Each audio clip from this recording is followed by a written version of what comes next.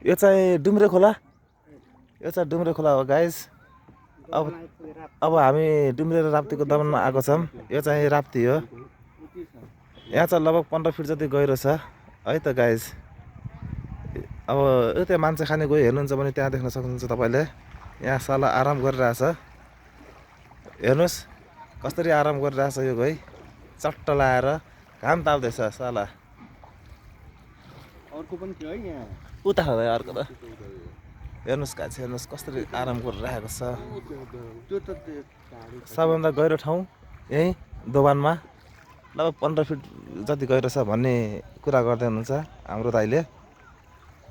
अब आयो चाहिँ मान्छे नखाने गयो गाइस है। यिनीहरू भनेको चाहिँ मान्छे नखाने गयो। यसको नजिकबाट जान्न दाइ थोरै।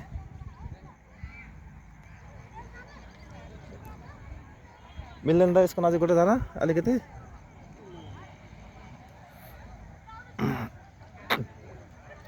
ल यो चाहिँ मान्छे नखाने गयो गाइस है त। हेर्नुहोस् मान्छे खाने उता हो कि भएको दाइ?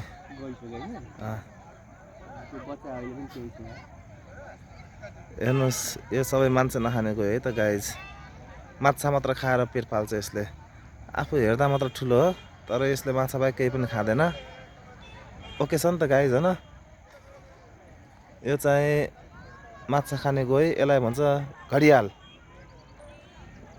दिस इज घडियाल, one of the rarest animal in the world.